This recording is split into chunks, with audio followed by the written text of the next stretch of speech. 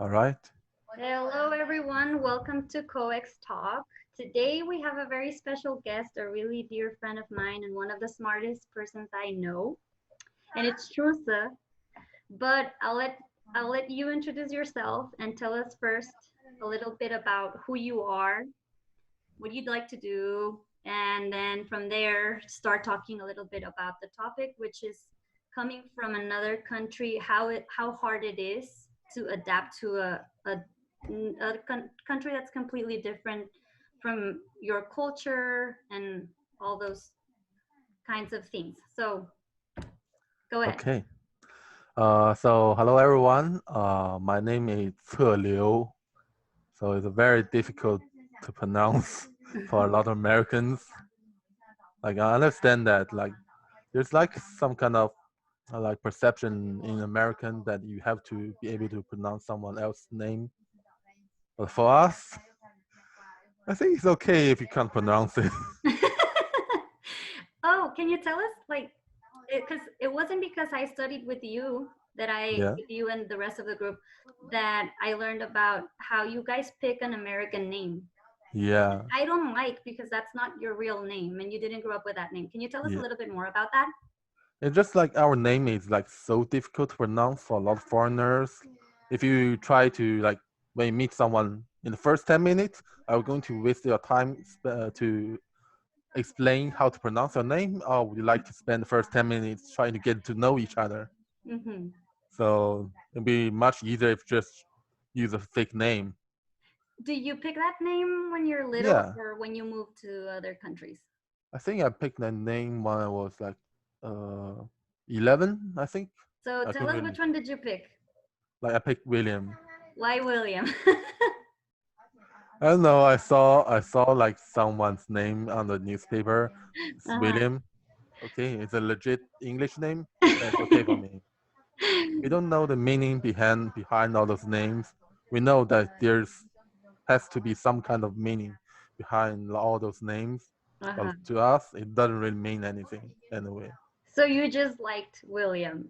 Yeah, the show's one. It's so funny because we met at Penn and Yeah, the city is like William Penn is all over.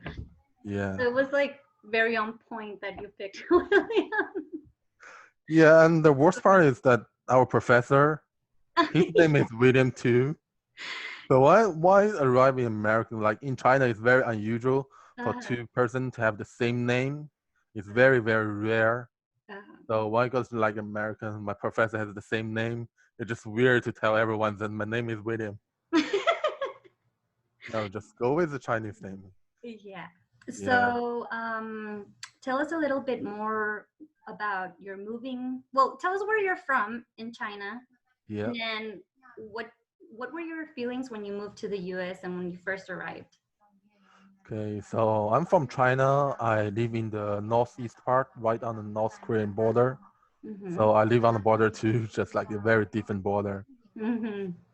So for us to move here, you kind of have to plan ahead, very, very ahead. Like How much 10, time is that ahead? for me, it's like I have the idea to go there like 7 years ahead at least. Really? Yeah, yeah. Oh my God, why? For start, you have to start learning English. You can't do that Okay. in two Yeah. years. Yeah, Mm-hmm. you have to start learning like 7 years in advance. So for me, like I started learning English when I was like second grade, so that would be 8 years old. So for me, like English, like I struggled 2 years, like it's a nightmare for me in the first 2 years. And the languages are completely different. Yeah, like it's like so much difference. Like most American people don't realize that. Mhm. Like for us, we have the characters, then we have the words are made from characters, then you have the sentences. For Americans, you have letter, then words, then sentences. Mm-hmm. But for us, the pronunciation of the word is completely separate from how you write the word. Mm-hmm. So let's say, Maria, you were talking to with me. You mentioned some firm, the name of those firm. Mm-hmm. When you mention those firm, the name of those firms, American people will know how to spell it. But for Mm-hmm. us, it's like completely different thing. Wow. Yeah, Oh, wow. I didn't know that. I'm learning something new today. yeah. Like when I go to the time like I was doing an internship in New York, and like my boss asked me if I know how to use CAD. Mm-hmm. So like it take me like 1 minute to realize that he was talking about like what we call as CAD in China. CAD. Yeah, Oh, that's so funny. yeah. And like I mispronounced Revit Mm-hmm. in the How, first how did you week. say it? Revit. Revit. Yeah, that's all we say thing. Yeah, Revit is a program to design. Yeah, Okay, so tell us more about your planning ahead, like the 7 years, and then when you moved. yeah. So for you, like you to like the application process, Mm-hmm. it's pretty much the same for us. Mm-hmm. But we have to do like an English text exam for TOEFL. TOEFL. TOEFL. Mm-hmm. Yeah. For us, like that could mean like a lot of money. Mm-hmm. I know like some like program they teach you how to like kind of beat the exam. We're very good at taking exams. So there's kind of like a system how you. It's not cheating. It's just like they target like the how you give the test. So Mm-hmm. they target you, teach you how to practice for that, and it Okay. could cost like several $1,000s for one like session. It'd be like $7,000? yes, Shut up. a few $1,000s. Oh my Yeah, gosh. yeah. Then like What for do that you like do to afford that? that's like another very different thing between the U.S. and America. But we did, I mean, when I applied, I did the GRE and it was like I think $200. Yeah, we have to take GRE too. Like the test, it cost doesn't cost much. Uh-huh. The test itself doesn't cost much, but the preparation, the Oh, I stuff, see. yeah, that's the part that costs a lot of money. Oh my God. And then? Like for us, like we have those exam, like they have those like special like training classes. Mm-hmm. They give you this kind of is a very big business in China. Yeah. And like for the US, let's say like you say about like it's a lot of money. Now imagine that you don't actually make that much money compared to the American. Because like in China, the salary is really much lower than the US for most Mm-hmm. people. Mm-hmm.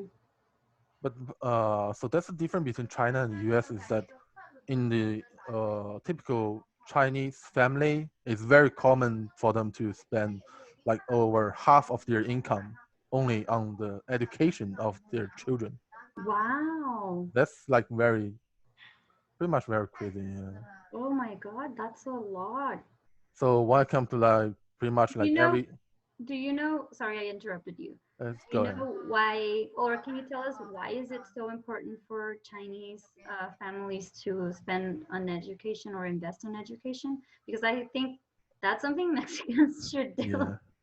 In Mexico, it's totally different. There's like two reasons. Like the first is like the history of China, like Mm-hmm. traditional history of China. In the China, like the class of different occupation, there's a kind of like a respect level. Like Mm-hmm. the highest level is the officials. Those Okay. officials come from education system. So you work hard in school, you pass the exam, then you get those jobs in the government. So Okay. that's the highest level. Then the second level is the farmer, Mm-hmm. because in the like ancient days, farmer provides food, and the food Mm-hmm. is very important. Mm-hmm. Then is the like craftsmen, those Craftsman. workers, yeah, Okay. because like they produce, but they don't actually produce food. They Okay. produce like chairs and stuff. Uh-huh. And the fourth, the lowest level, is the businessmen, like tradesmen. Okay. So because like the government thing like they don't produce anything, they Uh-huh. only transport things from one to another. Oh, wow. So for like in Chinese like society, the education is like the highest level. Uh-huh. And after like in China and after Second World War and everything, like if you want to get like a higher social status, like Mm-hmm. just get rich or anything, education is like I would say the easiest way to achieve that. If you don't Mm-hmm. have like, let's say you are just some nobody from somewhere and you don't have any connection in Mm-hmm. the higher government.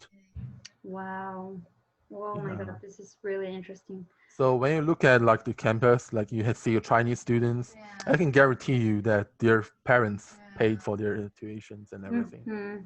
But it's also because that it it's impossible for us to get a loan, get like a student Yeah, loan. you don't get loans. Yeah, we don't get student loans. Not just we don't get student loan from America and China. What? Yeah, So you have to like really save money all your life to go to yeah, school? pretty much. But the good thing is that the school in China can be very cheap. Uh-huh. It really depends on the level of school that you go to. Uh-huh. So the Chinese government they prioritize how they spend the money on education. So if you go to a better school, you pay less. If you go to a worse school, then you pay more. Oh, really? Yeah, So it's backwards yeah, than here. Oh yeah. my gosh. So like for the school I went to, it's like very good in top 10 in China. Uh-huh. The tuition fee is less than $1,000 a year, Oh, wow. So including then why do dormitory. a lot of Chinese students want to study here in the US if it's so like it's so expensive? Yeah, but like because like even the top 10 Chinese university cannot make in the top 100 in the world.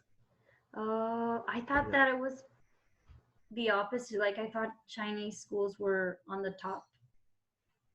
No, it's like the way it goes is like this. You have the best school on top, Mm-hmm. maybe in the world top 10. Then you have the second one, then it's like way down. Okay. Yeah. So you So have the there's best school. inequality there. A Yeah. big. Okay. So Okay. you have people, a lot of people really like go to the US or go to Europe or even go to Russia. Russia? Yeah, I have friends like they go to Russia to get higher education. Oh, cool. Yeah, I didn't know that. yeah. Okay, so big question. How hard was it for you to move then? Like when you Mo- actually moved, when you got to Philly, Yeah, what were you feeling? Were you like feeling, oh my gosh, what am I doing here? Lost, nervous, happy? What were your not feelings? really. There's kind of like a Chinese bubble in the US. When you go to the US, you find this Chinese bubble. Yeah, You found your tribe. it's like when I first started, like when I got the application and everything, like everything done, then start looking for a house to live in. Uh-huh. There's actually like Chinese agency that actually specialize in this thing. So Uh-huh. I now live in a house that's completely occupied by Chinese students Mm-hmm. and run by Chinese business. And the house, the owner is also Chinese American. Oh, cool. Yeah. That's awesome. Well, let's say if you Well, it live makes in it easier for you. I know yeah Mika, or you met Mika Anna. yeah Um, she struggled a lot. She moved yeah from the Philippines to the US and she struggled a little bit. I don't know, Namita, if she struggled a lot because she's so proactive. But um, it's not that easy to just move in into a place where you're going to get the same people as your own culture. It yeah wasn't as easy for me. I missed speaking Spanish in Philly. yeah. I can speak Chinese every day. Yeah, you could speak Chinese. Yeah, the Yeah majority of our classmates were from China. yeah Okay, so tell us a little bit more about your current circumstances, and I want to hear more about number one. You just graduated in December, and yeah we know it's very difficult to get a job as an international. So tell us a yeah. little bit more about that, and then we can jump Okay. into COVID and how it has make the things even more harder. Like there's like one last thing that I haven't mentioned about like the application process. Oh yes, tell us. Yeah. So when you go apply to school, you get recommendation, right? Uh huh. Like we don't do that in China. You don't get recommendations? It's just like in the US, you have very small class. You know your professor. In Yeah. China, imagine having like 70 students in one class, Uh, and you only meet the professor once a week, and only for one semester, and that's all. oh no. So it's So how hard do to you, get the letters. yeah? So how do you get to know the professor, and how do you like show that you are better than 91 like other 69 students in the class?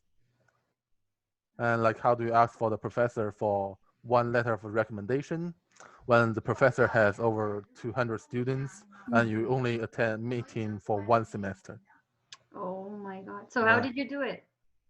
Well, my major in the university kind of special. We only like we are the smallest group of students in our entire university.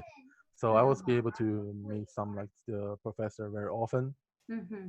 Okay. And even that, I don't think I don't know if it's even legal to say that, but I wrote all my letter of recommendation You wrote yours? Well, I guess I would do the same thing. because I forgot that those like Chinese professors, most of them don't even speak English. Uh-huh. How are you supposed to ask them to write English letter of I think you can recommendation? say it now because you graduated already. Yeah, You It's won't get safe in to say. trouble anymore. yeah, Well, you gotta do what you gotta do when you want yeah, to pursue your dreams. So this is yeah, the no judge zone here. yeah. Okay. What I got here, like after the graduation, like you have to why I start to planning for like American, like chose a school in American, like Mhm. how how well you are going to get how easy you are going to get a job here in the US or in any other country is also one of the like thing you have to consider before you make your plan. Okay. I have a lot of like classmates who chose to went to go to Europe Mm-hmm. because in Europe the education is so much cheaper than the US. Mm-hmm. It is. Yeah, even It's for the good foreign education. students. Yeah. So in here, after you graduate, you have like 2 months to apply for like a OPT. Mm-hmm. So it's another English word that we really hate. Mm-hmm. Like, OPT? yeah, just like all those abbreviations. Like, I hate abbreviations too. yeah, it's short for something that we can never find out. Uh-huh. Yeah, you can never remember. So you have like 2 months to get those. And after you get those, you have like 3 months to find a job. If you don't Mm-hmm. find a job in those 3 months, the OPT is invalid. It's In 2 months? in 3 months. 3 months? But that's not enough time. It's just Yeah, so unfair. It could take up to a year to get a job, yeah. even So as a US citizen. yeah, that's why like if you don't find a job, you go back, Oh my God. or you find some other way to stay here. Mm-hmm.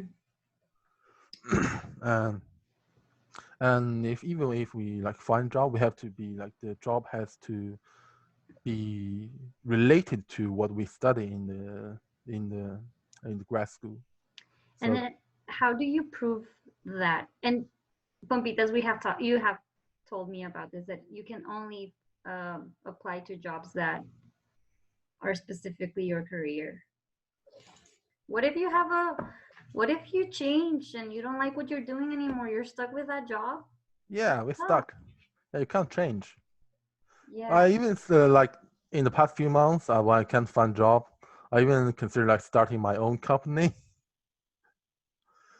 like starting the own company. It's like a very tricky way to go. I did all Yeah. the research and everything, and found out that I can do that. But like legally Which when it speaking, comes to the OPT, yeah, I'm so sorry. I'm not sure if it changed with the OPT. I know, like, with me, when I applied to it, hold on. I thought they gave us a year in order to be able to find a job. Um, not the 3 months. It's 3 months now. Yeah, Oh, it's 3 months for the really? yeah, it's 3 months for the first year. You can like have 3 months of not having a job, not having a full-time job in the first Mm-hmm. year. Then for us, is the STEM, the science major. You can Oh, apply yeah. for additional 2 years. In that 2 years, you can have another 2 months of unemployment. So whenever you get the OPT, is it like a year long or is it, because I know for engineering, for example, it's a Yeah. 2 year OPT. For me, it was just one because of my degree. For She Hold froze. on. Yeah. I pretty much can guess what she's asking. So Uh-huh. for me, oh, from, hi, you're back. I'm You're sorry. back. It's okay. So I for don't know me, what's going on. I'm sorry. it's okay. Okay. So for me, it's like first 1 year OPT. That's standard for every student here.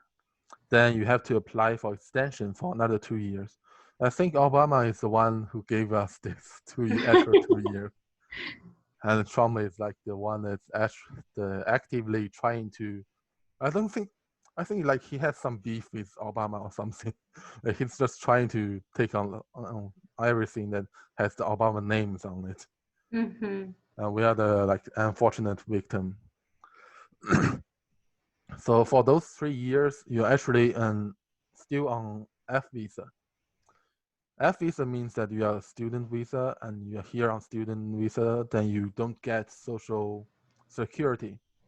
So let's say you are in the past 2 months, you got did you got still the over $1,000 check from the U.S. government as American citizen, like for the coronavirus, and for us, we don't get that money. I mean, we also don't pay like unemployment, like social security fee and some other different all those kind of fees. Well, actually, this kind of like a loophole. Like depends on how you see this. It may be bad for us. Let's say we don't get that kind of money, we don't get unemployment insurance and everything. But like for me, actually, because of that, I'm saving over $30,000 a year this year. Because that I don't have to pay capital gain taxes Mm-hmm. because we are not Americans. We are not American. We are not even residential aliens. Mm-hmm. We are the students. So after that, in this like 3 years, time of 3 years, you have to apply for H-1B visa. Okay.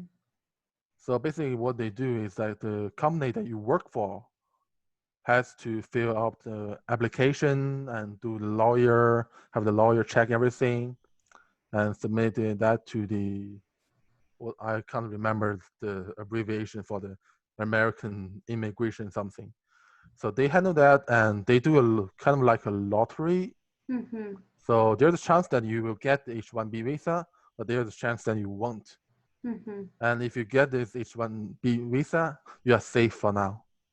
You are safe for another 5 years, and you also have to make sure like you have to have a job in those 5 years. Mm-hmm. 3 years or 5 years, I can't really remember. So in those time, you can't be unemployed for, I think it's more than 3 months. I You can't can't. remember. Yeah, it's the same as the OPT. You can't be unemployed for too long.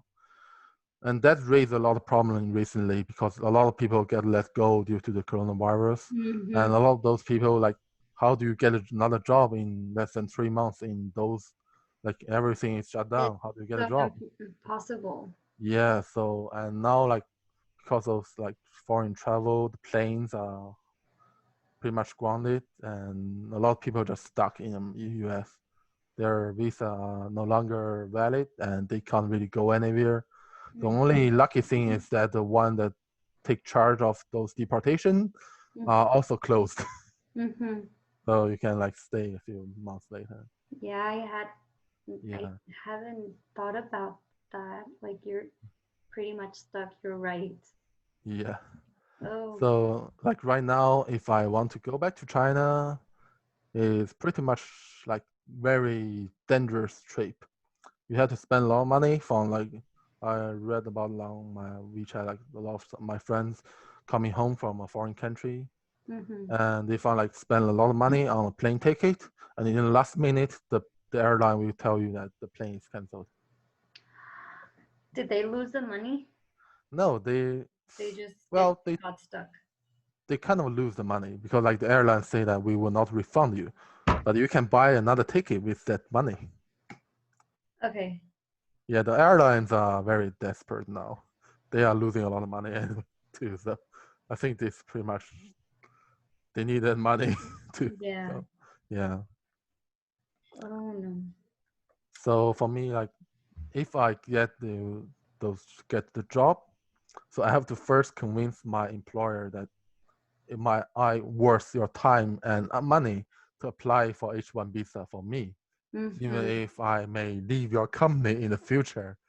Because if after they apply the H1 visa for me, Mm-hmm. if I leave that company to go at another job in another company, I don't have to go through that process again.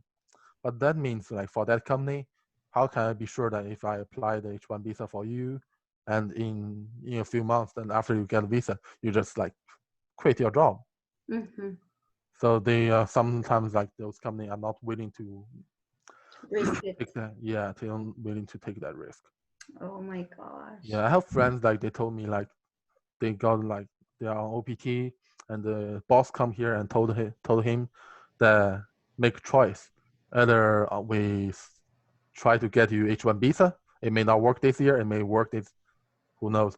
And all we give you raise. You have to choose between money or H1 visa. Mm-hmm. Oh, we need to change it. Yeah, We need to do something.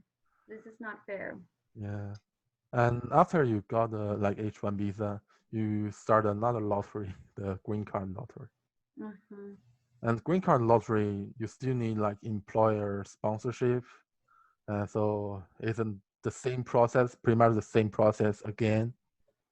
And for us, because of the lottery system, actually, I support like some form kind of reform for the lottery system. It's like so old and so outdated. Mm-hmm. I still couldn't figure out like why those like laws still exist after so many years. They're older than me, Mm-hmm. and you Yeah. still have to go through the same process. And if you get green card, then you are finally safe, Mm-hmm. relatively. Really. At that stage, that's the stage that when you can actually go out there. Let's say you want to start a business, you want to open a restaurant, or you want to do something else, or you just want to, let's say, retire in US because you already made enough money. Mm-hmm. Before that, you can't do any of that. And how Yeah, many years do you think that takes? I would say like I am prepared to spend over 10 years, but uh, I'm not like this is like something that like it's the lottery. Like sometimes people take less than 5 years, even 3 years. Some people that could be 10 years, 20 years, and some people like in the end, after everything expired, and they still can't get a green card. Yeah. mm-hmm. Then you have the last resort: marry someone, marry someone who is American. It's very Well, I think what I got from this, U.S. citizens, we need to pay attention to this and help our foreign, I guess, friends and yeah. people who are coming with great backgrounds to do good work in our And like country. like why those US company are willing to went through all those trouble to hire a foreigner. It's Mm-hmm. because like nobody in the US are willing to do those jobs. Yes. Yeah. Like here, like Or get paid that little yeah, for the job that you're doing. yeah, Which is not fair. yeah. And like for us, like I talk about like for us, if you give us the opportunity, like let's say to allow us to do whatever we can, we are looking at like a lot of money for the US economy. Mm-hmm. Because remember, when we come to the US, we don't have student loan. We use our family funds. Mm-hmm. Um, for me, like for us, like that's all the money that we are bringing from China to the US and are Mm-hmm. going to spend in the US if we are going to stay here. Mm-hmm. Let's say if I'm going back to China next month, you're looking at like all those like I'm selling my car, selling my TV, and selling everything, and I'm going back home with all my money in the bank account.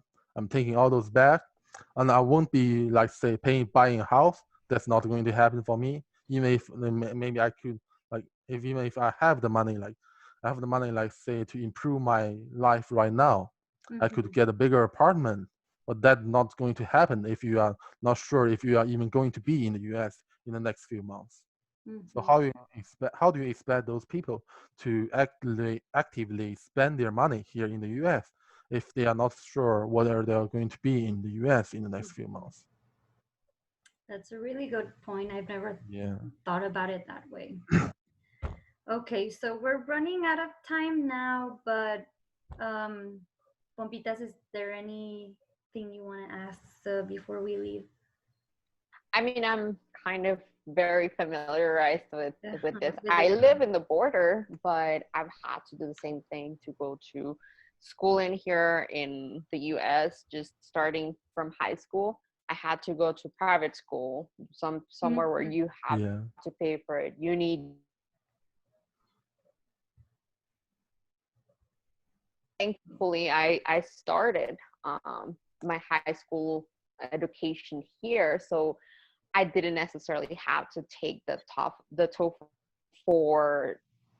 I had to take one before I got here for my high school education. So I am very familiarized with this. I'm in the same boat. I have to be in a work visa in order to do that. I do not have the opportunity to do the H-1 visa, unfortunately, because of my type of work and what I studied. So I am actually on the TN visa, which you cannot get the green card ever. So that's even worse because at least with H-1 visa, you had the opportunity to kind of like move forward. Right now, in a way, I'm just like stuck in that situation where I can't do that about it. So again, it's very dependent. A lot of factors play. Completely understand your pain. Again, I do live in the border, and I mean, El Paso and Juarez is like a single community. Yeah. And yet I'm still having the same obstacles that a lot of you have. And it's a lot of work, a lot of money that you have to spend. Like, it's a lot of things that have to be taken in consideration because it does get very expensive. You have to pay for your lawyers, you have to pay for your visas, you have to pay for the documentation, everything in that respect. So I am very familiar. Unfortunately, not as familiar in the type of visa that you have applied for or that you could apply for, but I completely understand. I have the same fears that you guys have, and I do think a lot of more people need to be aware that we are here to work, obviously, and we have taken that step to where we didn't just like do our undergrad. We went for our masters. We're trying to better type of workers just because we do have a lot of obstacles that we need to kind of jump over and be able to have those opportunities. So yeah, I really wish you the best though. Like, I know it's hard times. It's very. Let's get you a job, sir. Yes. But yeah, I'm pretty sure whenever it needs to get to you, it will get to you, and we are going to be here rooting for you again.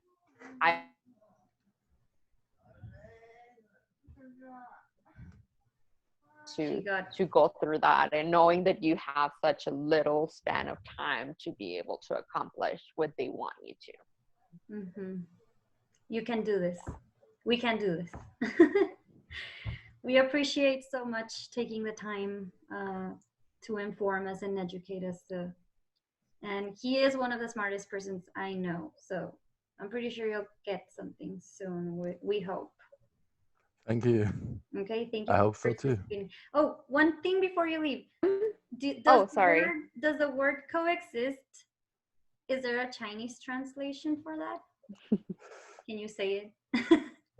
共生，共生 or 共存 Okay, say it coexist. again. 共生 Gongsheng. it's like the tone language is like 共生 Gongsheng. 共生 Gongsheng. or 共存. Those work 共生. Yeah. Gongsheng. Yeah. I think it would be better like that. 共生共存. It's hard. Komshum kon. Cool. I want to say I'll it. send, We're you like, I'll send you the Chinese character and you can like Google how to pronounce that. Yes, please. Yeah. yes. Okay. And also I know that you studied in the same like position as Marifer. That's why you guys met. Yes. But we would love to have you back, not just in your yes, we would love to be able to learn a little bit more about what made you go for the type of industry that you're actually on, and to learn a little bit more of what you can just teach any of our viewers and people that are very involved with COEX. Mm-hmm. By the way, Great. we are environmental building designers. I don't think we said that. Yeah. No. So, yeah, we can definitely invite you again. Great. Yeah, we would love to have you back. Yes. I love to be Thank here. you so much, William. It was so nice to meet you. I did not get the opportunity to meet you when I was back in Pennsylvania. Thank you so much for your time. Good luck. Hey. Bye, sir. Bye. Thank you. Bye. Thank you.